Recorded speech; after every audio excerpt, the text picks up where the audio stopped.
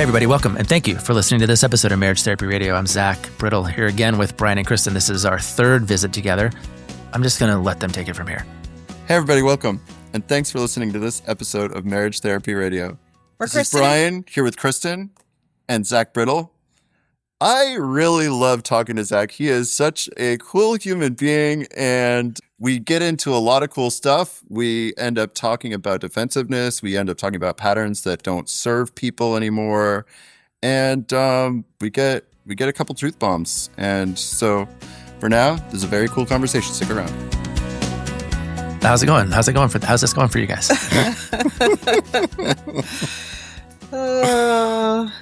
You go. I have a lot of thoughts, Zach, which is, this is great. Like, we just said a little like, like the last 20 minutes. All right. But it was in talking about this experience and talking with you tonight. And we're not a couple that argues a lot. I've said that before, but what this has done for me is it's sort of, okay, you're a couple, nothing's majorly wrong. Like, there's no deceit or, no crimes have been committed here. And so the spotlight that you've helped shine on our relationship the last couple weeks has sort of like made us, stand up a little straighter and act a little better than we had been acting. It just puts a magnifying glass on like, oh, look, you can go 3 weeks without a tiff, Almost. So close. So close.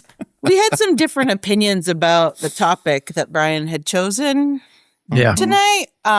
Whereas like, I'm kind of thinking about it like this. And I guess Brian wasn't thinking about it like that. So we sort of got into like a sadder place of like, why are you thinking of it like that? And like, here's what I really need out of this and such like that. So, I even said like, are we going to stop talking and just wait to talk to Zach? Or are we going to, What'd you do? We talked it out. We talked it out. I did do the thing that I said I was going to do where you said, I'm going to go downstairs. And I said, I'm going to stay here. And then I didn't. And then she didn't go downstairs. It's like, But I will say that one thing that I took on that I like is like deliberately being ridiculously defensive to remind myself how silly it is and to add a little bit of play. Like she's like, I was trying to, it was over at the sink. It was like, you were did like, you leave this here? He's like, what? What do you mean? How dare you? And then like, so, then we're both smiling Then and we're being both like, smiling I see what you did there, Yeah. I did it like 3 more times that day because it was so funny to me. Well, I'm glad she's not me because if she was me, she might have got defensive about that. Yeah. No, I don't know. Ay. We've been together a long time. And so, we don't have any big crimes that have been committed here, but we do have like some bad patterns. Yeah. And some of them we put in place ourselves. Yeah. All of them you put in place yourselves. Okay. Yeah. Yeah. The pattern didn't exist before the two of you came in to create this thing called, Brian and Kristen. Like that, there was no pattern before that. So it got created by the two of you. Yeah. I can't tell if this is Kristen, I can't tell if this is like an endorsement of therapy or kind of a, we shouldn't have done this because now we're having we're more aware of the thing. And I have a suspicion, but what do you say to the people who are like, yeah, we're fine. We don't need therapy. It's, they might be right, but what are you trying to say to those folks? No, I think this is great. This is great. We're a couple that wants it to be good. Yeah. We're a couple that wants to have, sex on the reg and we want to show each other off, and yeah, we want to be proud of each other. So anything that moves the needle toward those things, I'm all for it. All right, cool. I'm that classic like wife that's like, oh, I noticed an issue. Let's backtrack there. I want to have something I want to bring up. And that's part of our dynamic, right? I mean, okay. negative dynamic. Are we getting to the topic that you want to talk about? No. Okay. Well, so like 40 minutes ago, we're talking about this, talking to Yep. you tonight. Yep. And Brian wanted to talk about overfunctioning and underfunctioning. I remember. And, Yep. And I'm upstairs getting ready or finishing my day or whatever. And I'm like, hey, like these are what I'm thinking about. Like, yes, it's overfunctioning, underfunctioning, but it's also, mental load. And I think that overlaps in here somewhere. And it's also, what Brian mentioned, which is like the change partner and the agree partner. Accept partner. Accept partner. I always say agree. I think that has an overlap here too.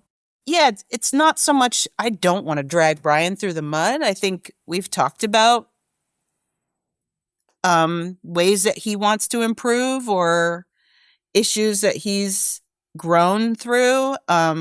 This is a great guy right here. He's worked really hard. He was great in the beginning. He was super supportive to me, still is. Like, this is my number one fan right here. This underfunctioning, overfunctioning thing is a point of pain for him. Nobody wants to be told they're underfunctioning. I 100% get that. I don't feel like being called an overfunctioner is any prize. That's not something I'm really proud of. I don't know that Brian and I are really seeing eye to eye on that. I think he feels more hurt than I do about that, and I can respect that. So yeah, that's kind of where we were going. And Brian had some slightly different ideas, and I think you had told us to talk about examples too. And a lot of my examples are like, I don't know, is that mental load? Is that overfunctioning? Or is that overthinking? Yeah. Or is it functioning? Like there's overfunctioning and there's underfunctioning and then there's functioning. The other thing that gets lost in the mix is that we're making it up. We're defining over and under. And a lot of that's not usually clinical. Right. Which is a good point, Zach. Another thing is like we're on our best behavior when we're first together, right? Like 24 years in, we're a little bit more intimate. Yeah. A little bit more free to say, ouch, that hurt. Mm-hmm. Right. Well, and a little bit more clear too about what's underneath the veneer and like what's like what you're really dealing with. Yeah. So when you and Laura talked about overfunctioning and underfunctioning in whatever episode that was, I was sort of like, oh, wow, cool. Like a label, a way to think about it. Not a label, but a way to think about it. A framework to put it in. Moving on. Right. But Brian doesn't feel that way. So, okay, one of the things that that you have said in the podcast, Zach, that I love and have said in my own time to coworkers, etc., is theories are all good and they're also all wrong. You can, I might not have that exactly right, but it's something like they're all helpful and they're also all not quite right. Yeah, like you can have a theory. Yeah, you can have a theory. You just need to test it. Or, there's another one I like, which is you can fall in love with your theory. You just can't marry it. Right. Yeah. But yeah, we're forming theories all the time, and there's lots of we're making meaning. We're making up stories. That's just kind of the way that brains work. Is that we see a thing and then we make that thing mean something. So I'll ask clients all the time, "What's your theory about that?" Before we lean into this conversation a little bit more, though, I do want to ask a question, which is sort of universal. You take a topic like this, let's call it overfunctioning, underfunctioning, and you say, I want to talk about it. And I go, okay, let's talk about it.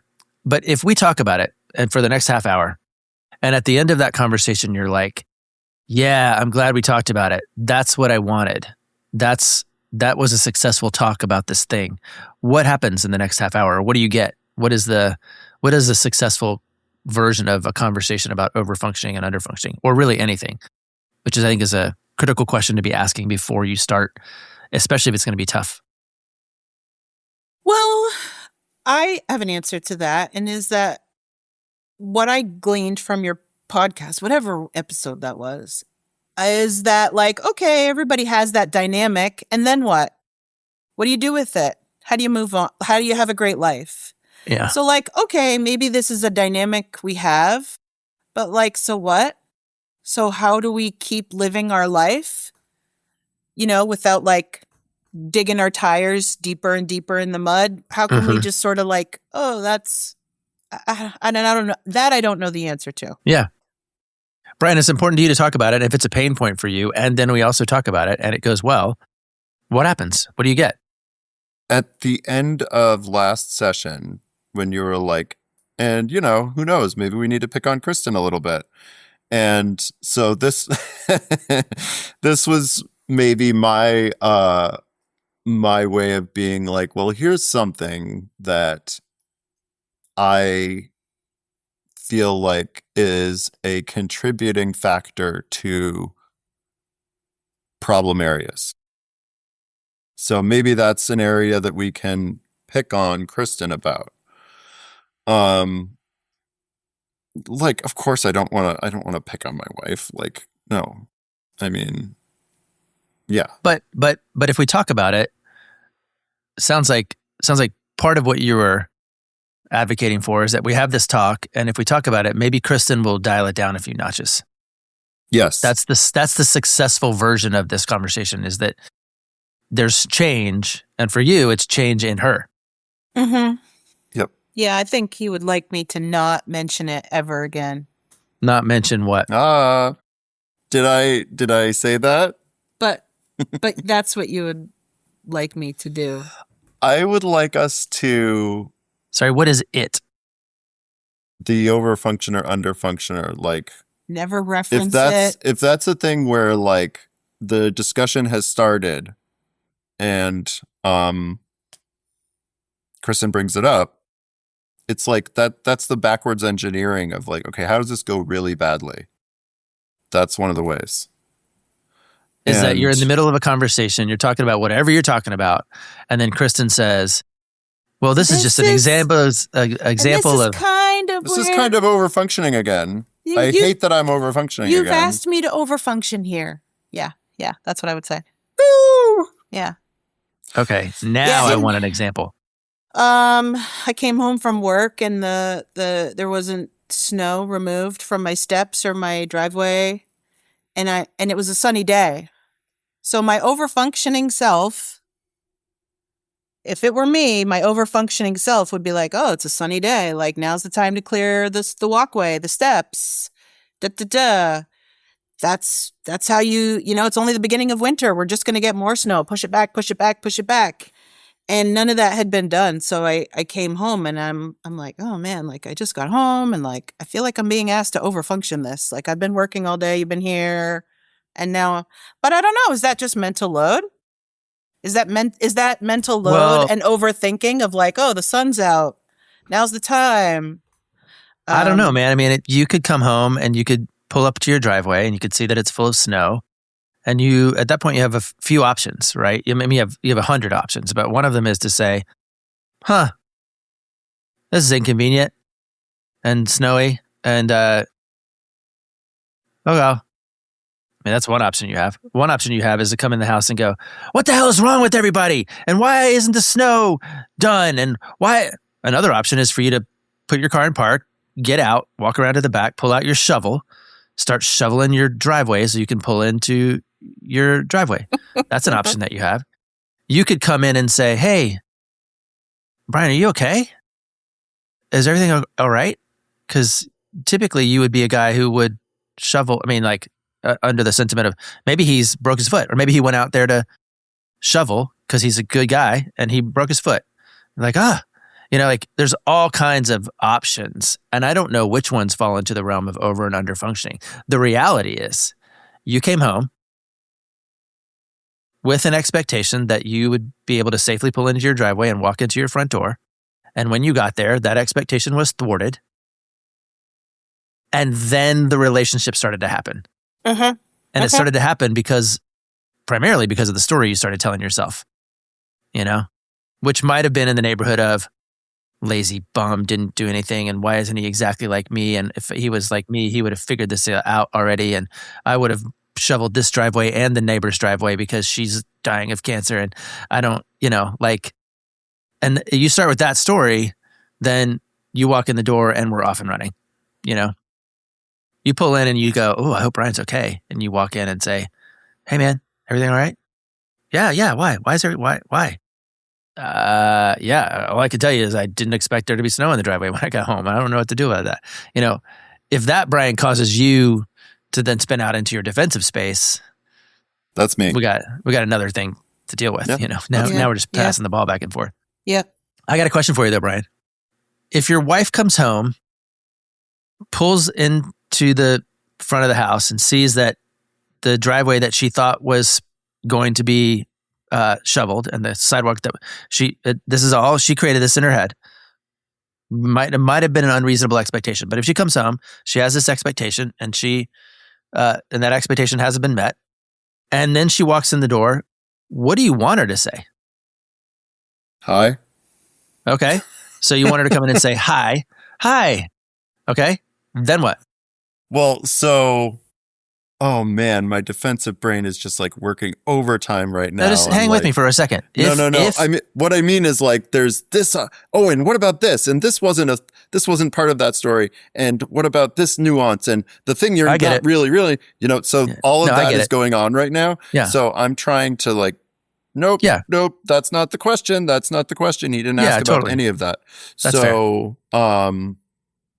I'm not saying like I'm flooded. What I'm saying is there's a lot of you're working hard. Really easy strands to grab and be like, well, what you don't know, Zach, is this and this and this and this, and that's not what we're talking about. So let me be clear too for the people who are listening to us.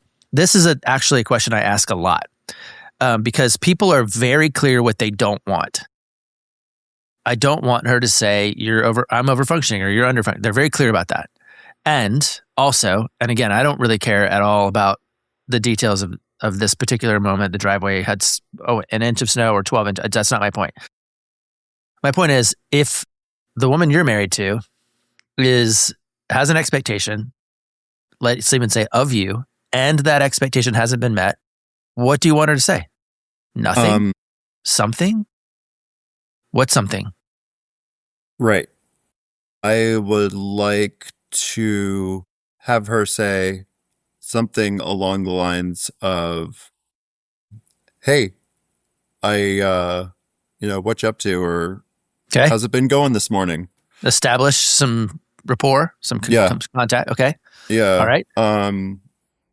To connect first. Yes. Yes. To connect first. Because that was the first thing that left me kind of like nonplussed. Like, huh? Hi. Yeah. So okay. she came home from work and there was immediately a request. I was like, oh, she's home. I'm so happy to see her. Okay.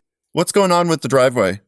Or whatever it was. I don't remember what it was, and it may not have been that. Yeah. So I may not be being fair. That's not correct. Okay, but this is an interesting piece of the puzzle, because at some level, you've just told me that we're not talking about overfunctioning and underfunctioning. We're talking about connective tissue to set up any conversation. Like, I want there to be a contract, some consent, some connection that predates or that precedes what do they say? This is a kid's thing, right? This is a parenting thing, connection before correction or something like that. It's like it's really important to you that there's a agreement that this is what we're talking about. So sometimes it's even like, hey, good to see you. How are you doing? Blah, blah, blah. Did you have a good day? Hey, can I ask you a question about the driveway? Yeah. That would have gone a lot better. For sure. Yeah, it would have. Okay. Yeah. And do also, more of that. Yeah, do more of that. Yeah. And also, like, it was like, usually when you come home from work in the middle of the day, like, I am happy to see her. I'm like, oh, yay. We'll all like connect, and then she'll go back to work, and this is how it's usually been going over this school break where Brian's at home with the kids and Kristen is working at her job. Yeah. And so it's like what you say, it's like one of those things where when you miss it, you miss it. So I was like, oh yay, she's coming home, cool, mom's home, mom, and then it was like it wasn't that, and so I missed it. And so that was one of the things that I think set that. Well, we had hungry, angry, lonely, tired as a major factor that day. With the children, yeah, for sure. No, Connie died. We found out that morning. Yeah. So it was a tricky December. Yeah. So, hungry, angry, lonely, tired is real. I mean, we were not our best selves. So I'm coming home and I'm not my best self. I wasn't thinking about Brian. Truth. Hey, be explicit with Jason about what you want cut out. Sure. Well, our friend Connie died. Our friend died, and we found out that morning, and I came home for lunch, and we had this, unusually tense moment, and it wasn't till way later, hours later in the evening, that I was like, oh my God, what a day we've had. We got in that weird fight, and oh my God, our friend died. We should have reconnected and hugged. We had seen each other after getting this news, and we should have hugged each other. Yeah. We should have, embraced and been sad for a minute together, but instead it was like, oh, this hasn't been done. Let me grab a shovel, And I think you just can't get out of your own way sometimes, Yeah. Hungry, angry, lonely, tired is a thing, Zach. And so that's you just doing it day in, day out, and something happened. We've talked about this before, but it's nothing, like I said, nothing's super broken here. It's just, how do we just keep being great? Yeah. Well, I guess I have a question too for you, Kristen, and we're just wandering around. I wouldn't even know if this is quite therapeutic. It's more just curious for me, but you get out of the car. What do you do for a living? I work in the medical field. I'm at a hospital. I had you at a school, like a teacher or something, but if you get out of the car and you're like, this works better if you're a teacher. If you get out of the car and you're immediately in teacher mode, instead of transitioning into something like wife mode or mom mode, or if you're staying in hospital administrator mode, or you're staying in safety expert mode, or you're staying in, it seems like it's not really an issue of overfunctioning, underfunctioning. It's really an issue of kind of role clarity. Do you walk in and say, okay, yep, mom's home. Mom's here. Mom's fully here. Mom's doing the whole thing. Sometimes I call it the Mr. Rogers moment, where you go from out there to in here. You really specific, you make the transition all the way in. And then you say, hey, what's up with the driveway? Yeah. From the position, from the side-by-side position, rather than from the on high hospital administrator position, and I don't, is that overfunctioning? Is that mental load? I think it's just role clarity in a lot of ways, I mean, and Brian, as a way of not being defensive, you can recognize the role imbalance and just say, oh, sorry, can I speak to my wife first, please? Yeah. Yeah. We've had to do that we used to have these early morning talks where I would wake up and I would want to say the thing I was thinking about all night, right? And so we only have a little bit of, maybe an hour in the morning. And so he'll come downstairs and I'll be like, oh, okay, so what about this? And what about that? And your sister and the holiday and da-da-da. And then we would get in fights in the morning as we were trying to get out the door, and he's like, oh, you really can't talk about this. I need 20 minutes. And I'm like, but I'm ready to talk. I've got ideas. Yeah. And so you're talking about role clarity. And he had to say, we can't talk about this stuff when we're trying to get out the door in the morning. Yeah. If you have things like that to tell me, you need to save them. I really can't go off to work like that. It was touch and go there for a little bit because it's just a learning curve. But I think we've shaped that up pretty well. just that clarity of like, I want to talk about these things, but not at this hour. Yeah. Well, again, that's where I think like I'm like lately, especially, I'm super keen on context. Context matters. So the first question I asked, which was, if we have this conversation and it goes well, what happens for each of us? And again, this is along the lines of, do you want to be helped, hurt, or hugged? But even if it's, if it's like, I want to talk about this because I want a solution, that's very different than I want to talk about it because I just want to vent for a little while.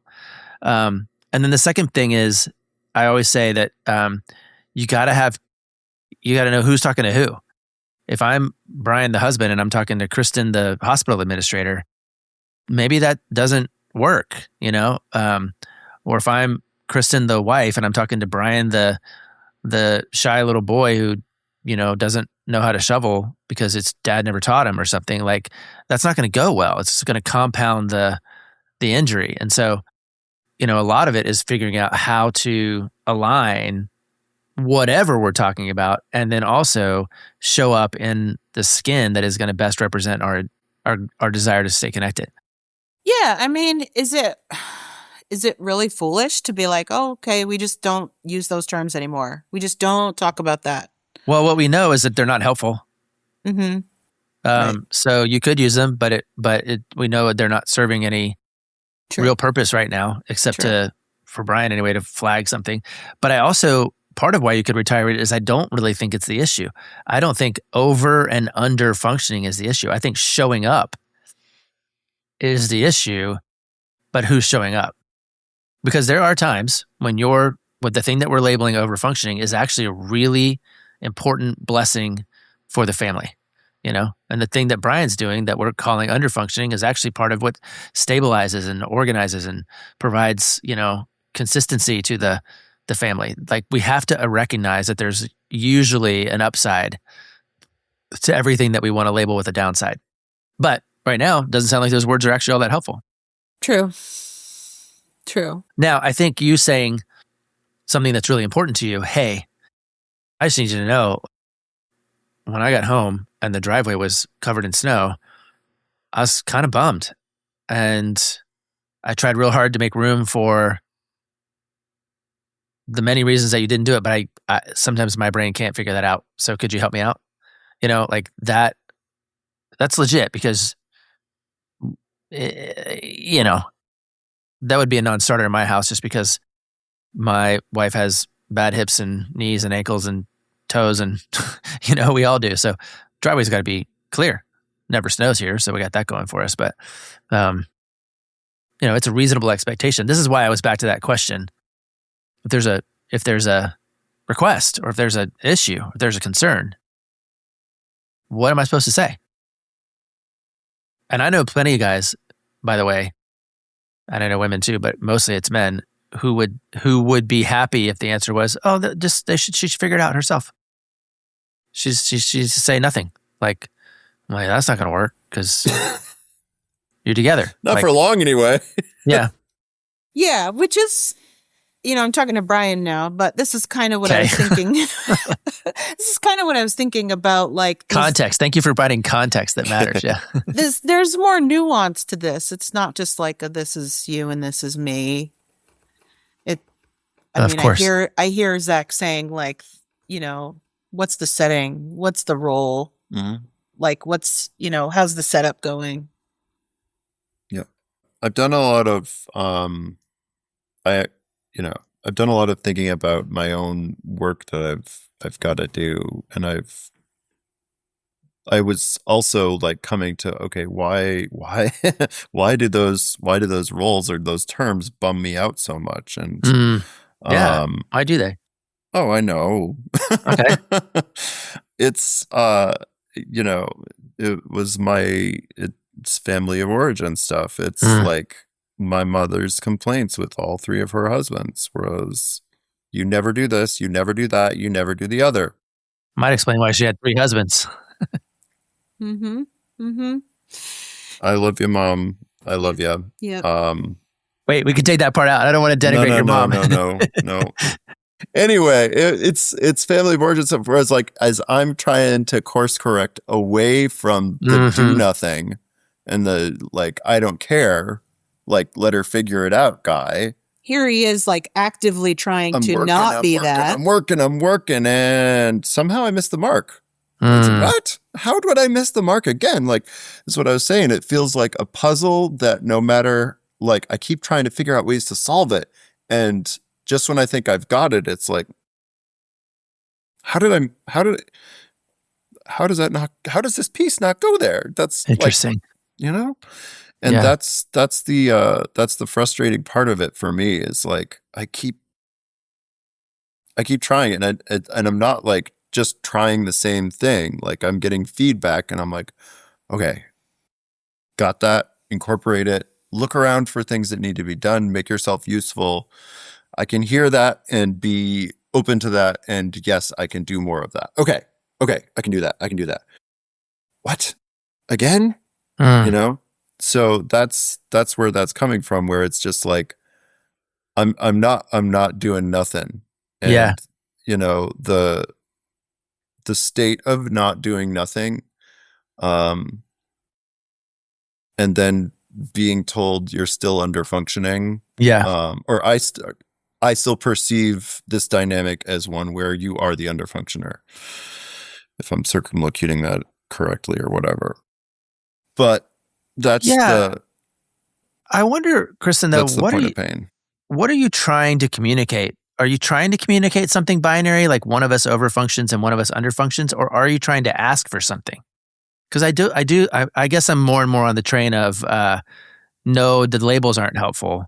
Yeah. But there is a thing you're trying to communicate that is important, Right. which is what? I need help? Yeah, probably. I mean, as the overfunctioner, which is a label we're not. Because we've dropped that term so well. Yeah. I am doing too much. I'm overthinking too much. I'm going ahead. I'm thinking about a plan, executing a plan, dragging others along with my plan. I would love for somebody else to think up the plan before I do. Yeah. And maybe I could sit back. That's maybe at the core of it, what it really is. And, like I said at the beginning of this conversation, some of this we set up ourselves incorrectly.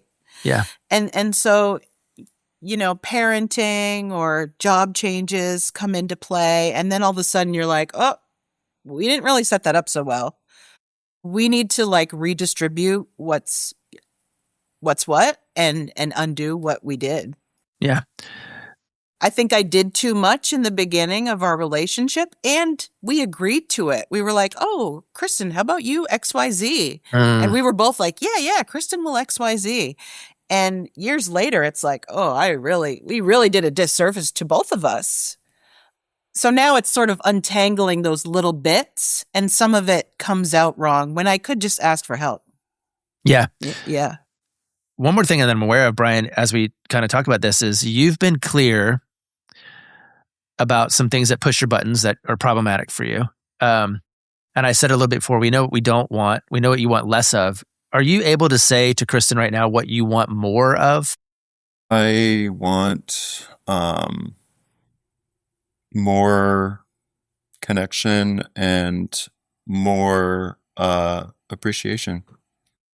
Awesome.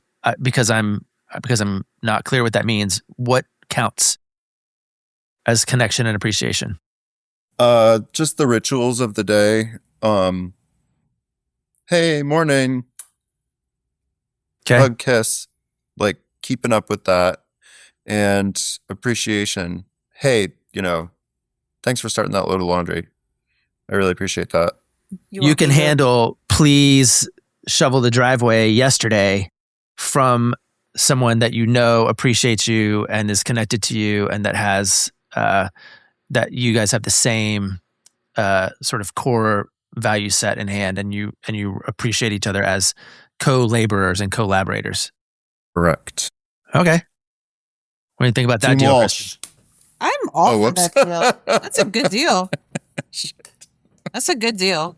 I want to appreciate him. I want to tell him more. I heard you say, I heard you say something recently about apologizing, and like if it's hard to apologize for the big stuff, like start apologizing for the small stuff. Yeah. And I've really taken that to heart because Yes. it is hard for me to apologize, but I've sort of flipped it over to appreciating too, because it's really easy to just like, hey, thanks for getting the kids up. And also like I really appreciate, you getting them off to school today. It's really easy to like habit stack those two things. Right on. So I'm all on board for that.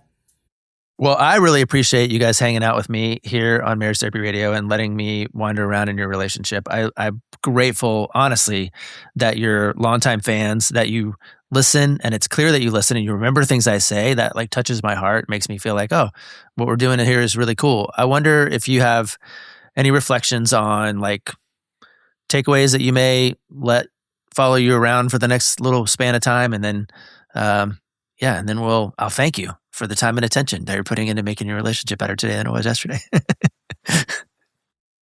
Takeaways? Takeaways. It's the way that you I like the way that you ping pong back and forth between a couple, because maybe one person is saying is super important, and it's also, I think the way the other person responds to whatever that big thing is also really important. And I like the way that you give space for like the really big thing and also the reflection or reaction to whatever one person just said. Like, to me, it seems fair. It seems like, the long game is in mind. And relationships are hard, and it's also really fun. So thanks for helping us along. Yeah, you're welcome. I think of what you're describing as turns. I think people need to take turns, and they need to take turns respectfully like they do when they're playing games. Like you don't just take your turn because you're ready to take your turn. You take your turn because the other person's turn is over, and then you play turns to see like how do we respond to all this stuff. And if we're playing to prolong the game, then we're collaborating on our turns. If we're playing to win, then I got to figure out how to jockey to get into a better position now that you've made your move. But I'm pro long game for sure, because I don't know, it's more fun. Plus we're rooting for death, right? We're rooting for death. If we're not playing the long game. Well, I would say marriage ends in divorce or death. And so we're rooting for death. One of those rare situations where you're rooting for death. Brian, you have a takeaway or two that you can leave us with before we shut it down? I mean, a takeaway from the arc from these 3 episodes. If you say you want an answer from somebody, be ready for it to be not what you expected. Interesting. Like, I really respect you, Zach, as a therapist and also someone who has done work on their defensiveness. And so I really meant it when I said, just tell me if it's me, and if it's my work to do, I will do it. And when I asked that question, I was so surprised by the answer, because I was so sure of what you were going to say in my head, of course, that I didn't even have time to mount a defensive response. I think I said that in a previous episode. So if you're going to ask somebody, tell me the thing, Yeah. then get ready for them to tell you the freaking thing, because they're going to tell you, and get ready to hear it and do something with it, dude, because it's important. You guys high-fiving each other. That's amazing. Well, listen, thank you so much. Again, I really appreciate you both. I'm so glad that we pulled this off. And look forward to sharing your journey with the world. Bye, Zach. Thank you. Thanks again to Brian and Kristen for coming on Marriage Therapy Radio and sharing your lives with us. It is very cool, I think, to be able to do these little mini 3-episode arcs where we get inside of an actual couple's story and do something that looks like therapy. If you're thinking about therapy, I just want to put some wind at your back. I always note that my clients are doing something that most people aren't doing, which is asking for help. So don't be afraid to do that. I'm sure there's a good therapist in their area. And if you're not sure how to find them, just shoot me a note. I'll figure out how to help you. There are different networks, both with the Gottman Institute and with Relational Life Therapy. And if you get stuck, then ask around. The best therapists are growing their practice through word of mouth. So just ask who is in your neighborhood that's doing good work and see if you can't get on their calendar somehow. For now, I'll thank you. Actually, you know what? I'll let Kristen thank you. Thanks for making our relationship better today than it was yesterday. We got to land this plane.